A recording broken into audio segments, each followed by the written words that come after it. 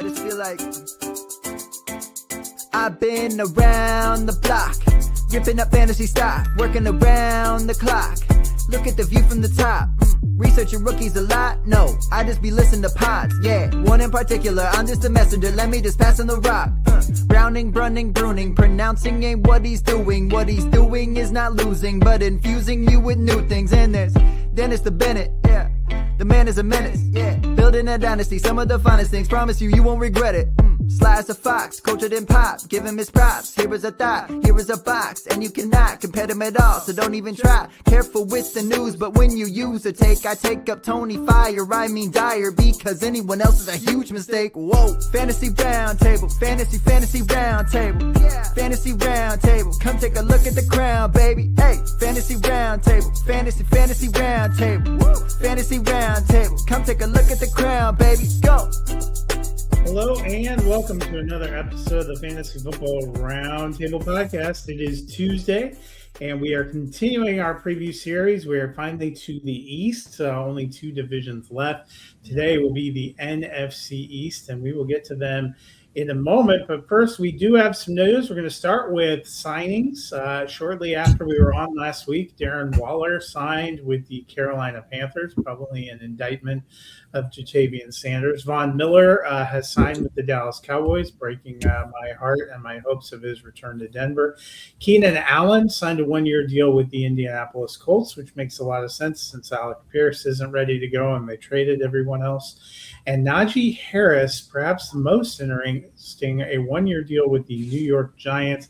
Obviously tore his Achilles to start last year, did not really see much with the Chargers. Joins a backfield that has Tyrone Tracy and Cam Scattaboo, but I'm very curious. Harris, we did not hear a lot about his injury progress last year.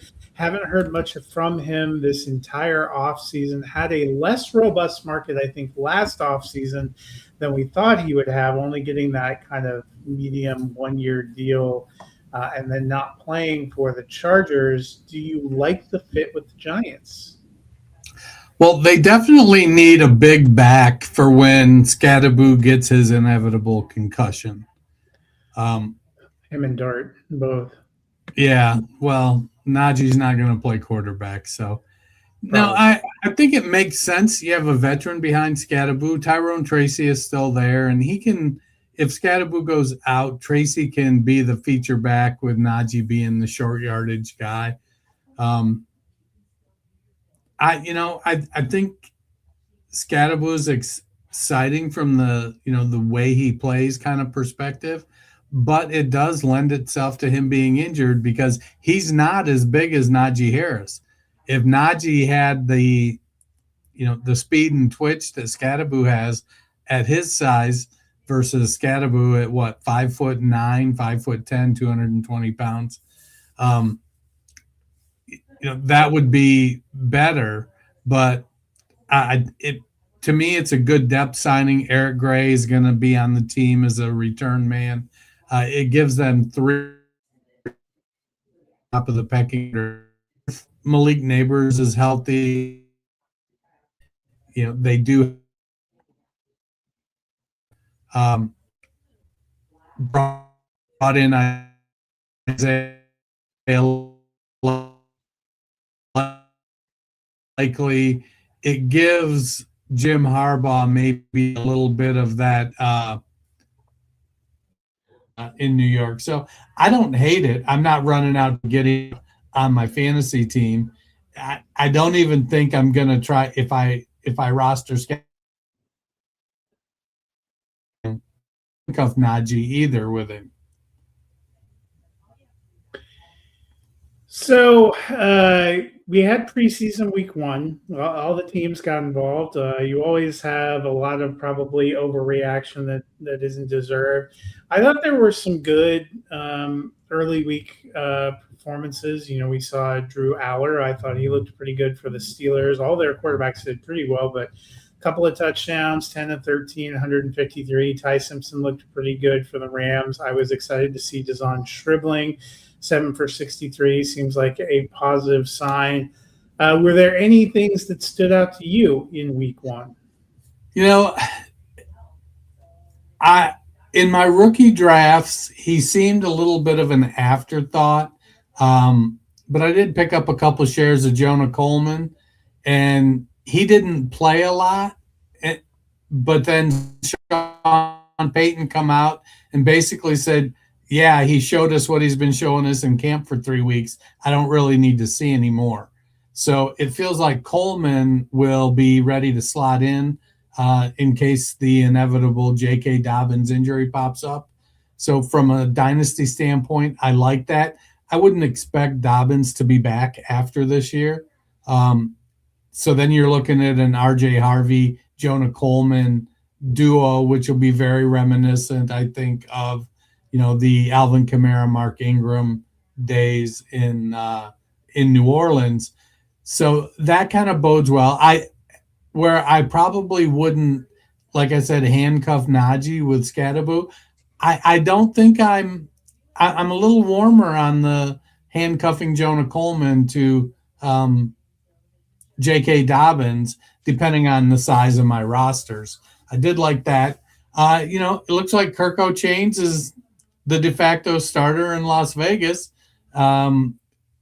Incoming RB1 season for Ashton Genty and tight end 1 for Brock Bowers, because they don't have much in the way of receivers. I think you kind of took a liking to Jalen Naylor. We'll have to see what happens out there, but it does feel like they're not in any rush to get Fernando Mendoza on the field, in part because they do have Kirk Cousins. So, Cousins is on a 1-year prove it type deal. I think they may have signed him to a longer deal, but I wouldn't expect Mendoza to be on the bench next year, even if Kirk plays all year this year. I was a little disappointed in the performance of the Bengals. I know they did get a touchdown, but they were going against Detroit's backups. And I would have probably liked to have seen a little more firepower there. And from a Browns perspective, it feels like that quarterback job is Deshaun Watson's to lose. But the one thing Shedeur Sanders is willing to do is push the ball downfield. Now, he made some mistakes and everything wasn't perfect, but it just feels like Monken is going to go the safer route. Much like Denver with Jonah Coleman, Quinshon Judkins carried the ball the first 3 plays of the game for Cleveland and then was done. They didn't get a first down, but it was like, okay, yeah, you look fine. We're just going to go to Dylan Sampson now. That was really, just a couple things that jumped out at me.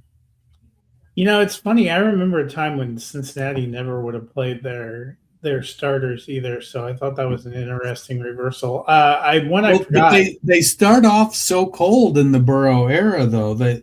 No, I know. And maybe they'll be cold in the preseason. One of the things I forgot, obviously, Josh Allen said he wanted to play, even though it was preseason, because it was the first game at their stadium. A lot been made about that stadium. Be interesting to see, but it was comforting. He got off to a solid start. 6'8", 111.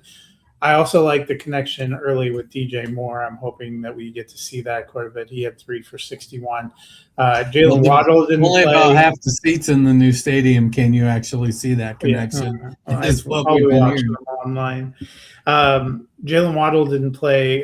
Cortland Sutton looked incredible midseason form, made an acrobatic one-handed catch, got one down by the goal line, 3 for 60. They only played 2 series with their starters too. So, there's some that made you feel better. There's some that we'll hope to see better from them.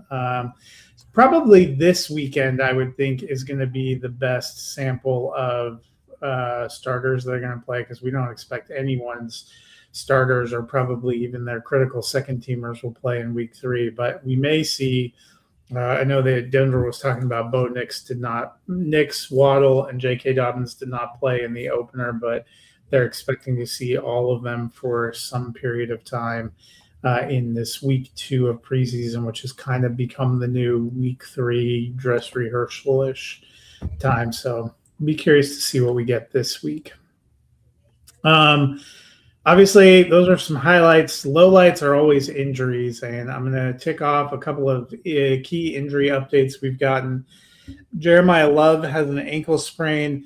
His coach has been hesitant to confirm that it's a high ankle sprain, but that's being widely reported, and I find that troubling, not only because of those things tending to linger for a while. Arizona already had a crowd in the backfield. This would tend to make me think that they will lean more toward a committee approach. That is something very important to watch. George Kittle said he is eyeing week 1 return, thinks he is going to be on track. Could be good news for those that roster him. Jordan Tyson, the rookie, expected to be out at least 2 months with a hamstring injury. That hurts. Breece Hall had a non-contact injury that they're saying is not serious, but that he will be out for 2 to 3 weeks. Probably will be ready to go for the opener. That gives me pause as well. Yeah, the Breece Hall one is a little bit scary. Jordan Tyson is one of those, he's a rookie. He's, highly regarded. They have a spot. He should be a starter from the get-go. So you're kind of bummed out a little bit from that perspective. But, he, on the flip side of the coin, he is a rookie. He's got to learn the NFL game. So, Chris Olave and Juwan Johnson, it's Devon Vele, it's wheels up there in New Orleans. The downside with Jeremiah Love right now is that if it is a true high ankle sprain, even when he comes back, it could linger. And they do have 49 running backs, and they're willing to play all of them. So if you, last year we drafted Ashton Genty early in a lot of spots because he didn't really have much in the way of competition. It just turned out the whole team sucked so bad that he bailed us out by with his receiving. Well, Love, it seems like, may not be able to bail us out if he's going to be banged up for a couple months with a high ankle and then having to fight off Connor and Wright and who else? Tyler Algier. Tyler Algier may be the way to go heading into the season here. Yeah, it just, it opens up some possibilities. That was certainly what I thought is potentially the most concerning about that injury. Well, like I said, we are talking the NFC East today, as we have with all the divisions. We're going to go with last year's winner all the way down to last year's 4th place. And the winner in the East last year was the Philadelphia Eagles. They finished first in the East, but they lost in the wild card round. They were 11-6. Among their losses, A.J. Brown, the wide receiver, was traded to the Patriots. They lost defensive end Jalen Phillips, linebacker Nakobe Dean, and safety Reed Blankenship. In the draft, they picked up wide receiver Mekhi Lemon and tight end Eli Stowers. They also picked up Marquise Brown, a wide receiver, in the offseason. They added A.J. Epinesa at edge and Tariq Woolen at cornerback. Jalen Hurts was quarterback 8 last year, but boy, doesn't it feel like it was a lot lower than that based on the way people hemmed and hawed about him all season. Saquon Barkley was solid, but not spectacular like he was in his first year, only running back 14 last year. Devonta Smith, who should be their de facto wide receiver 1, was wide receiver 20 last year. And Dallas Goedert, who it seems like they're constantly trying to prepare to move on from, was tight end 7. Dennis, I like the core. I like the potential of some of the young players. I think the question is the efficiency of this offense and Jalen Hurts.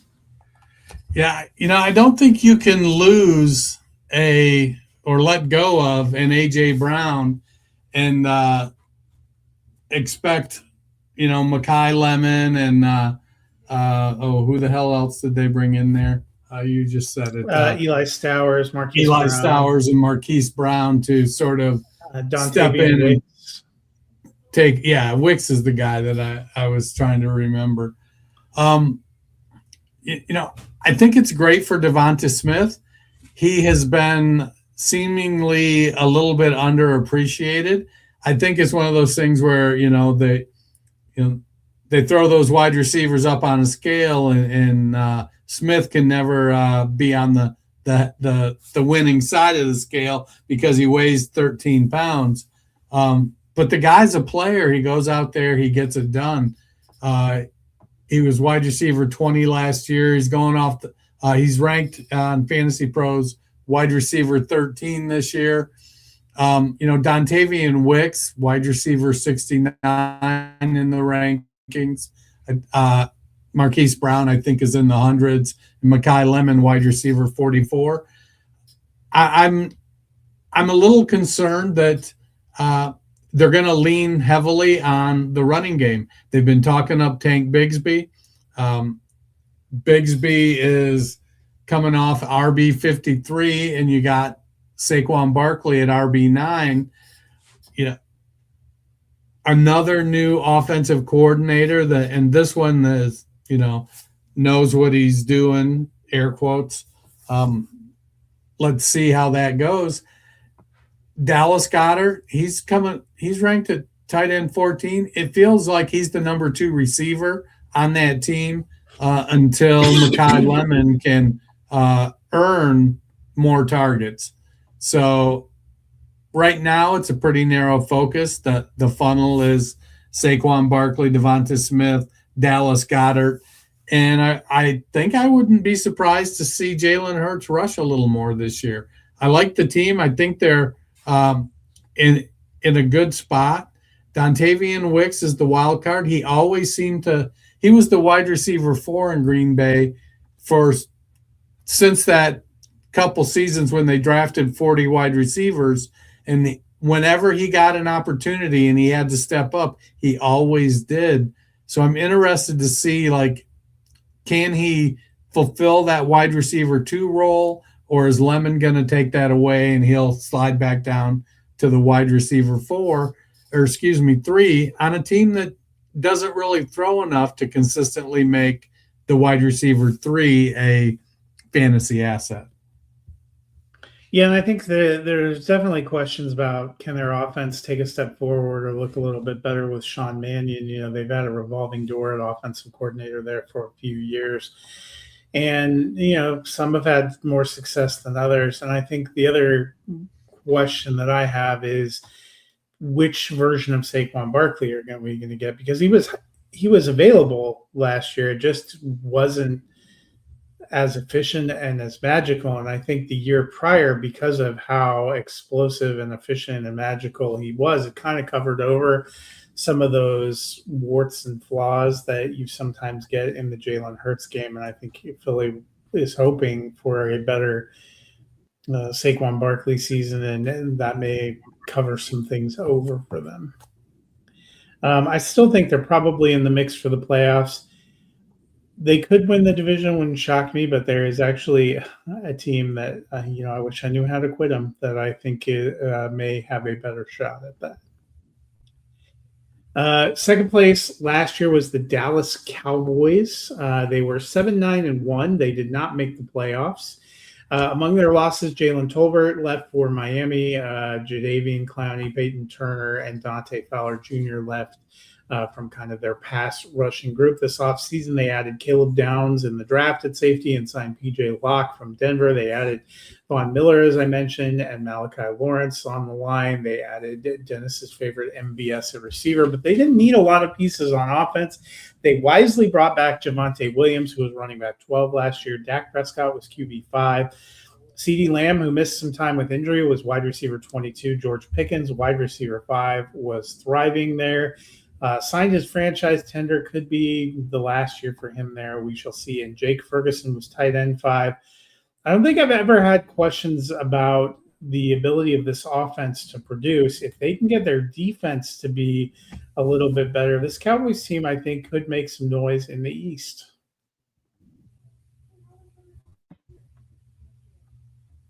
You froze up on me and I missed your last question. If the Cowboys can get their defense going, I think they could make some noise here in the NFC East. Yeah, they have, Javonte Williams, I think, has been better than people expected at the running back position. And Jaden Blue in the game this week got a, and it seems like he has stepped RB2 role for them. maybe get a little bit of the passing game.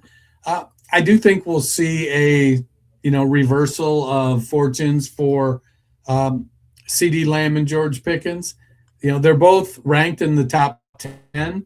Last year, Pickens was 5, Lamb was 22 because of injuries. They've got a really explosive team. Jalen Tolbert's their wide receiver 3, but again, they tend to force feed Pickens and Lamb. So Tolbert is a real shot in the dark if you end up having to play them. It'll be interesting to see what Caleb Downs and the rest of those defenders bring to the table, because they redid that defense, and that was really their Achilles heel. I don't have them making the playoffs. I've got them finishing 3rd in the division. I do feel like we're starting to get to the end of the Dak Prescott run, and they're going to need to start to figure out how they're going to address that. He's not real old, but I think he's 31 or 32. He was a mid-round pick and kind of stumbled into a starting role because of injuries. And he's the fantasy QB Cinderella story you like to see if you're drafting, because he wasn't expected to really be the guy, and then because of injuries ahead of him, he stepped in and he's just played well, and he's kept the job. I've got him at 8 and 9. I do think that with Prescott, Williams, Lamb, Pickens, and even Ferguson, I think Ferguson is probably a little more on the tight end 1 fringe, but Javonte Williams will be right on the RB1, RB2 cusp. He's going to give you some upside games and probably have some games where they're throwing the ball a lot and he doesn't get as much work. But give me Lamb and Pickens. I think at cost, I'm okay with either one of those guys. Yeah, and Dak actually 33. This will be his 11th season, so I think been around longer than either you or I. When you said 31 or 32, I was like, oh, that sounds right. And I looked it up. And I'm like, oh, maybe not. But it seems like we're a little bit split. I actually like Dallas and the potential of Dallas, but maybe I'm just overly hopeful. Last year's third-place team was the Washington Commanders. They finished 5 and 12 in third place. Quite a fall off from a team that had been in the NFC Championship game the year prior. Wide receiver Deebo Samuel left. He had been great last year for them in his 1 year there. Went back to San Francisco. Austin Eckler did not return at running back, nor did Chris Rodriguez or Tyler Biadasz at center. They did add Rashad White and Jerome Ford as veteran running backs. They also drafted Katron Allen at running back. They signed Chiga Okonkwo at tight end. They got Sonny Styles at linebacker, pulled out wide receiver Antonio Williams in the draft, and added Stephon Diggs at wide receiver in free agency, and brought in Odafe Owe at edge. Jaden Daniels, only quarterback 34 last year, struggled with injuries. Ja'Cory Krosky-Merritt, who was a 7th-round pick, finished as running back 28, kind of nominally led that backfield last year. Terry McLaurin also missed a lot of time with injuries, only wide receiver 52. We've seen really great Commanders. We've seen really bad Commanders in the Jaden Daniels, Dan Quinn tenure. I feel like the truth of this year is going to be somewhere in between that.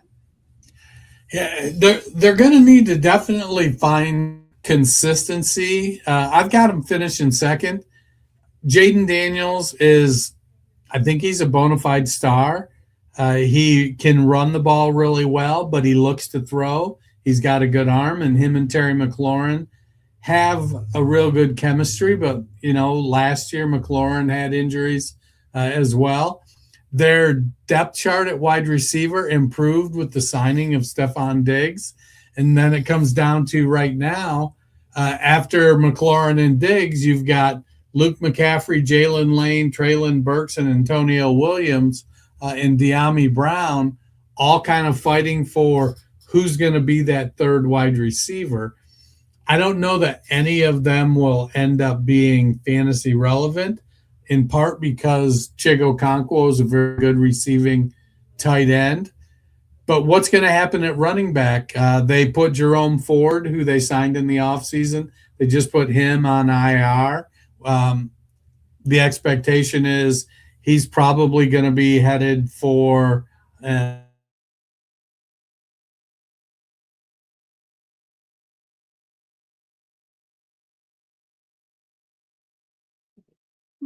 think lost Dennis there. The idea that Jerome Ford was going to be out of the lineup proven to be a little bit too much for him right now. Obviously, still a lot of options in that Commanders backfield. I think from a fantasy standpoint, that is one of the bigger questions. I liked what I saw from Katron Allen in the first preseason game: 26 carries, 85 yards, and a touchdown. Seemed like a pretty uh, decent early performance, not particularly efficient. Um, uh, we'll see how that ends up shaking out. I like I like the Stephon Diggs signing potentially. He had a pretty good showing in his first season in New England. Worked with another young quarterback there and helps. Some of the pressure may be off, may take some pressure off of Terry McLaurin. And I liked the Chigakonko signing. I think there's some potential in that offense. It's just a matter of how it ends up all coming together. I'm not as bullish probably on the Commanders as Dennis is. We will see. He had him second, Cowboys third, probably Eagles around the top. Any range of outcomes for Eagles, Cowboys, and Washington wouldn't totally shock me, but I do think those are the three best teams in the division still, which brings us to last year's fourth place team, which was the New York Giants. They were fourth in the East. They finished 4-13. That spelled the end for Brian Daboll as head coach. Actually was let go mid-season. Russell Wilson, the experiment with the Giants, and really the experiment trying to be a journeyman quarterback this last phase of his career is over. He's going to broadcasting, left the team. Wan'Dale Robinson and Daniel Bellinger actually go to the Tennessee Titans this offseason following Brian Daboll. The Giants brought in John Harbaugh as head coach, and I said during this offseason from a roster standpoint, I thought the Giants opening was perhaps the most intriguing. I don't love what they did from a coaching standpoint. We'll get to the offensive staff in a minute. They did bring in Isaiah Likely at tight end, Darnell Mooney at wide receiver to give them some veterans, Arvell Reese in the draft at linebacker, Malachi Fields, a wide receiver in the draft. They brought in Tremaine Edmonds, a linebacker, DJ Reader at defensive tackle, Greg Newsome at corner. They're trying to infuse some new talent and to bring a new culture. Last year, as a rookie, Jackson Dart was QB 14, but struggled to stay out of the red tent. Cam Scatterbo, running back 38, but missed a chunk of the season after breaking his leg. Tyrone Tracy, running back 32, held things down pretty well. Darius Slayton was wide receiver 66, is a returning guy. Theo Johnson was tight end 19. You notice they don't mention Malik Neighbors. He tore his ACL, so he missed most all of last year, and we have not really gotten any kind of firm answer of when he might be available this year, and I think that is somewhat problematic because beyond him, the pass offense is going to hinge on Slayton, who is a longtime veteran who's been a contributor in New York, but who hasn't really wowed the last few years, and Darnell Mooney, who had some moments in 2024 as a pretty strong contributor in Atlanta, but kind of fell off the radar a little bit last year. Then you have players like Malachi Fields, who is a rookie trying to come in. Could they focus more on a passing game tight end like Isaiah Likely or two tight ends with Theo Johnson? I think there is some potential, but there are also some landmines and some question marks, especially when you don't have a player like Neighbors, who is somebody that they would have been potentially relying on to be kind of a key cog. If you look beyond that, the depth chart, they also brought in Calvin Austin, but he's kind of more of a role player. Braxton Berrios, kind of a role player. We never really saw Jalen Hyatt take root. The Odell Beckham Jr. signing is a little bit of nostalgia, but how much does he have left? You have guys like Isaiah Hodgins and Xavier Gibson deep on the roster.